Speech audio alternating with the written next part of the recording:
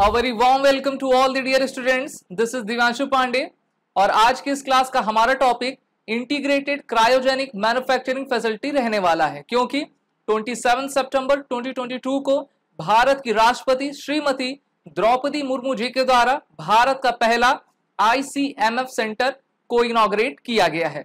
ये सेंटर में जो आपकी मैन्युफैक्चरिंग फैसिलिटी होगी उसको हिंदुस्तान एयरोनॉटिक्स लिमिटेड के द्वारा मैन्युफैक्चर किया जाएगा। तो आज की इस क्लास में हम जानेंगे कि क्रायोजेनिक इंजन्स होते क्या हैं, इनकी इंपॉर्टेंस हमारे इंडियन स्पेस रिसर्च ऑर्गेनाइजेशन के लिए कैसे बेनिफिशियल रहेगी और इनसे रिलेटेड क्वेश्चंस आपके एग्जाम में कैसे पूछे जाएंगे। तो चलिए शुरुआत करते हैं क्लास की।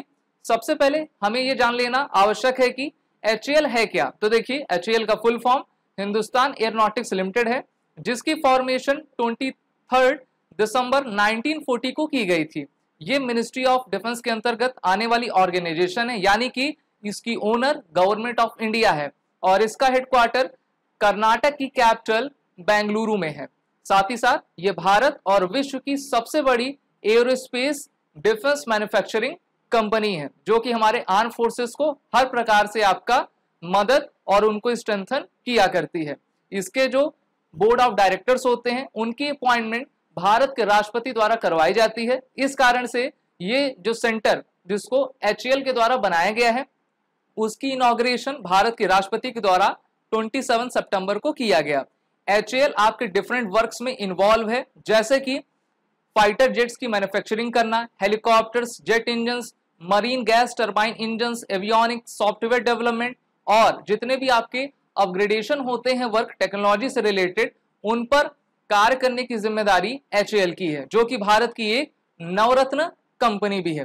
तो सबसे पहले हम बात करते हैं आज की रिसेंट न्यूज की, जो कि है आपकी ICMF का इनॉग्रेशन। तो भारत के राष्ट्रपति के द्वारा कर्नाटक की कैपिटल बेंगलुरु में इसका इनॉग्रेशन करवा दिया गया है और ये इंटीग्रेटेड क्रायोजेनिक इंजन मैन्युफैक्चरिंग की फैसिलिटी भारत को self reliance, make in India के तरफ और भी अग्रसर करेगी, जिससे कि हम हाई थ्रस्ट रॉकेट इंजन्स को सफलतापूर्वक अपने भारत में खुद की मदद से बना सकेंगे। ये facility centre total 4500 square metre के एरिया में फैला है, जहां पर आपके 70 टाइप्स की हाईटेक इक्विपमेंट की फैसिलिटी यहां पर है, जिससे कि हम क्रायोजेनिक और सेमी क्रायोजेनिक दोनों ही तरीके के आपके इंजन्स बना पाएंगे, जो कि हमारे इंडियन स्पेस लॉन्च व्हीकल्स में लगेगा और हम ज्यादा से ज्यादा वजनी रॉकेट्स को स्पेस में आसानी से भेज सकेंगे। इसकी शुरुआत वर्ष 2013 में इसरो और HAL के बीच साइन मेमोरेंडम ऑफ अंडरस्टैंडिंग के साथ हुई थी और HAL के एयरोस्पेस डिवीजन के द्वारा इस ICMF फैसिलिटी का अब इनॉग्रेशन और इसका इस्टेब्लिशमेंट करवाया गया है। 2016 में एक बार फिर से इसमें आपका अमेंडमेंट हुआ था MOU में और इसकी लागत आपकी टोटल 208 करोड़ रुपीस आई हुई है। इसके अलावा अगर हम बात करते हैं क्रायोजेनिक इंजन्स की, तो हम सभी जानते हैं कि आपका ये जो आपकी फैसिलिटी है जिसको बेंगलुरु में आपका इनॉग्रेट करवाया गया है, वो आपकी प्री प्रोडक्शन एक्टिविटीज के लिए सबसे बेहतर बनाई गई है और यहाँ पर आपका जितने भी क्रायोजेनिक इंजन्स डेवलप होंगे वो ईयर 2023 मार्च से आपका अपना काम करना शुरू कर देंगे। बात कर लेते हैं HAL की। तो HAL का जो आपका एरोस्पेस डिवीजन है वो लिक्विड प्रोपेलेंट टैंक्स और उनके लॉन्च व्हीकल्स की मैन्युफैक्चरिंग करता है, जैसे कि आपका PSLV, GSLV mark second, GSLV mark third का, जिससे कि वो डिफरेंट स्टेजेस में अपने आप को ले जा पाए और बाहर की तरफ से जो भी आपके सैटेलाइट्स स्पेस में छोड़ी जाए उनको हम जियोसाइनरस या फिर अपने आपके पोलर ऑर्बिट में आसानी से उसको इंजेक्ट कर पाए। क्रायोजेनिक टेक्नोलॉजी की बात करें तो ये टेक्नोलॉजी विश्व के चुनिंदा देशों के पास है, जिसमें अब भारत भी शामिल हो गया है। क्रायोजेनिक इंजन्स आपके एक प्रकार के ऐसे इंजन्स होते हैं जो कि किसी भी रॉकेट्स को हाई थ्रस्ट प्रोवाइड करके उनको ग्रेविटी के विरुद्ध आपके स्पेस में ग्रेविटी की सीमा से परे आपका छोड़ते हैं। ये टेक्नोलॉजी अभी तक अमेरिका, फ्रांस, जापान, चाइना और रशिया ने आपकी डेवलप की थी, लेकिन 5 जनवरी 2014 को इसरो के द्वारा प्राइवेट इंडस्ट्रीज के मदद से भारत ने GSLV D5 के जरिए क्रायोजेनिक इंजन्स को बनाया भी था और हमने स्पेस में अपने रॉकेट को इसके माध्यम से भेजा भी था। और इस कारण से 5 जनवरी 2014 को भारत विश्व का छठा ऐसा देश बन गया जिसके पास क्रायोजेनिक इंजन्स को बनाने की तरकीब है, टेक्नोलॉजी है, जिससे कि हम विश्व के उन चुनिंदा देश में आ चुके हैं। वैसे तो हम इस इंजन की टेक्नोलॉजी को 1980s में ले सकते थे रशिया के माध्यम से, लेकिन अमेरिका ने रशिया के ऊपर काफी दबाव बनाया था, इसलिए रशिया ने हमें ये टेक्नोलॉजी प्रोवाइड नहीं की थी। लेकिन 2014 में हमने इसको स्वतः बना लिया है और हमने भारत के पहले इंटीग्रेटेड क्रायोजेनिक इंजन फैसिलिटी को भी इसका इनॉग्रेट कर लिया है, जो कि अपने पूरी तरीके से जो वर्क रहेगा 2013 से आपका स्टार्ट कर पाएगी। क्रायोजेनिक इंजन्स आपके में प्रोपेलेंट लगा होता है, प्रोपेलेंट में मेनली आपका फ्यूल्स और ऑक्सीडाइजर होते हैं। क्रायोजेनिक इंजन्स के जो आपके टैंक्स होते हैं उसमें हम ऑक्सीजन और हाइड्रोजन दोनों ही आपके लिक्विफाइड करके, यानी कि सुपर कूल लिक्विफाइड करके उनको डाला जाता है, जिससे कि जितना ज्यादा आपका फ्यूल रहेगा उतना ज्यादा उसको जो है वेलोसिटी और डिस्टेंस आसानी से मिल पाएगी। क्रायोजेनिक इंजन्स किसी भी प्रकार के रॉकेट्स को स्पेस में छोड़ने में सक्षम है और यहां तक कि 2 टन या फिर इससे ज्यादा भारी वाले रॉकेट्स आसानी से स्पेस में ये आपका इंजन्स भेज सकता है। क्योंकि अगर हम रॉकेट साइंस में देखें तो सबसे मेन आपका इंजन ही होता है।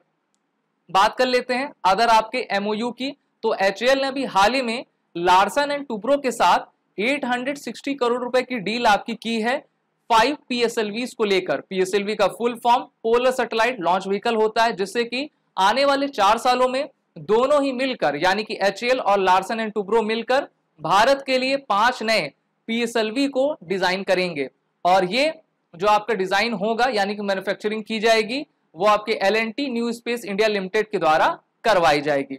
बात कर लेते हैं पीएसएलवी और जीएसएलवी के डिफरेंस के बारे में। तो जैसा मैंने आप सभी को बताया, PSLV stand for polar satellite launch vehicle, जो कि आपका भारत का 3rd जनरेशन का लॉन्च व्हीकल है और ये भारत का पहला लॉन्च व्हीकल है जो कि इसमें आपके लिक्विड स्टेजेस लगे होते हैं, यानी कि इसमें जो प्रोपेलेंट होता है जिसमें हम आपके फ्यूल और ऑक्सीडाइजर का यूज करते हैं वो आपका लिक्विड रहता है। इससे पहले की जो टेक्नोलॉजी थी उसमें हम सॉलिड प्रोपेलेंट का यूज किया करते थे।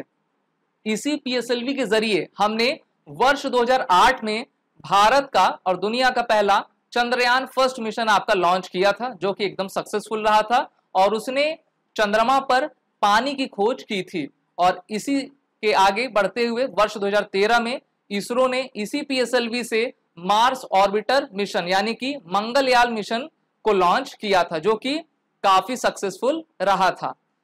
बाकी इसकी स्पेसिफिकेशंस देखें तो हम ये पाते हैं कि पीएसएलवी की हाइट 44 मीटर, डायमीटर 2.8 मीटर, इसमें नंबर ऑफ स्टेजेस जो लगे होते हैं उनमें 4 होते हैं टोटल। लिफ्ट ऑफ मास तो ये आपका 320 टन्स।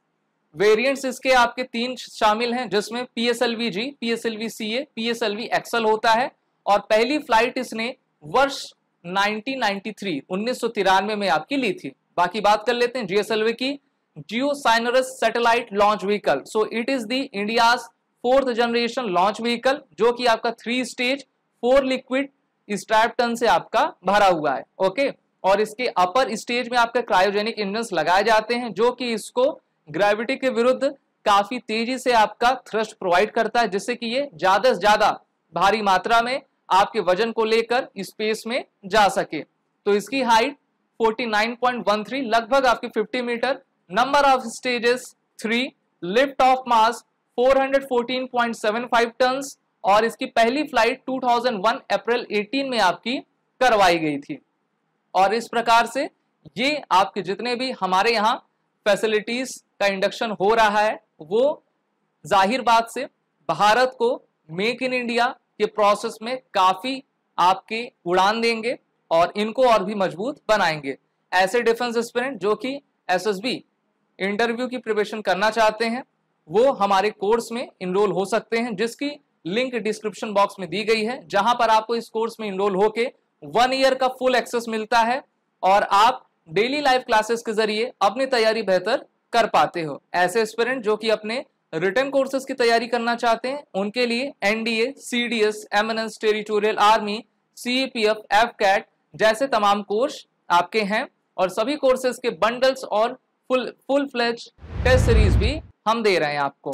तो कोर्स में इनरोल होने से पहले आप सभी डिफेंस एस्पिरेंट इस वॉरियर 10 कोड का यूज कर लें, जिससे कि आपको 10% का फ्लैट डिस्काउंट हमारे सभी कोर्सेज पे मिल सके। जय Hind and best of luck.